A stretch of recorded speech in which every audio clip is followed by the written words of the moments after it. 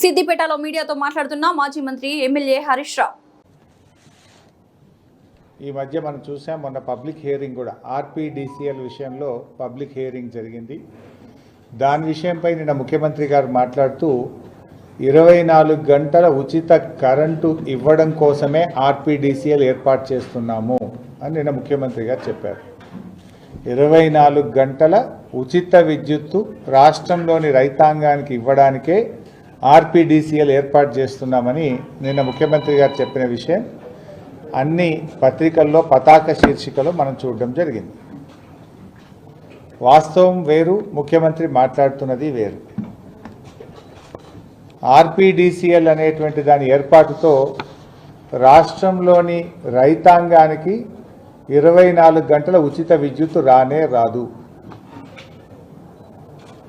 ఆర్పీడీసీఎల్తో రాష్ట్రంలోని రైతులకు 24 గంటల ఉచిత విద్యుత్తుకు ఉరితాడైతుంది.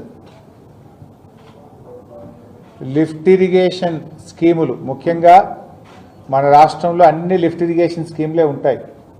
కాళేశ్వరం, దేవాదుల, సీతమ్మ సాగర్, సమ్మక్క సాగర్,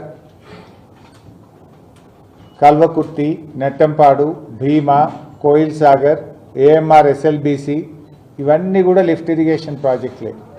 అంటే సాగునీటి రంగానికి చెందిన లిఫ్ట్ ఇరిగేషన్ ప్రాజెక్టుల పాలిట ఆర్పీడీసీఎల్ శాపంగా మారబోతా ఉంది.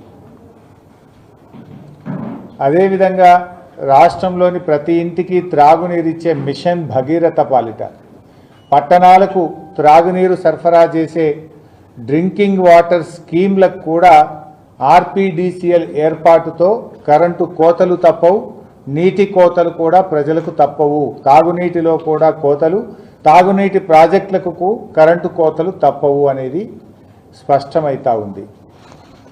అంటే ఈ ప్రభుత్వ విధానం కూడా మనం చూసాం. గతంలో రేవంత్ రెడ్డి గారు చెప్పారు, రైతులకు 3 గంటల కరెంటు చాలు అన్నారు. నిన్న రైతు కమిషన్ చైర్మన్ కోదండ రెడ్డి గారు కూడా ఏమన్నారు, రైతాంగానికి 3 గంటల కరెంట్ ఇస్తే చాలు అని కాంగ్రెస్ ప్రభుత్వం తరఫున, కాంగ్రెస్ పార్టీ తరఫున రైతు కమిషన్ చైర్మన్గా అధికారిక హోదాలో నిన్న ఆయన వాదనలు వినిపించాడు. ఈఆర్సీ ముందు చెప్పిండా, అఫీషియల్గా ఈఆర్సీ ముందు మినిట్స్ రికార్డ్ అయినాయి. రైతాంగానికి 3 గంటల కరెంటు చాలు అని కాంగ్రెస్ పార్టీ అధికారికంగా ఈఆర్సీ ముందు వాదనలు వినిపించింది. అది ఈరోజు ఈఆర్సీ ముందు రికార్డ్ అయి ఉన్నది.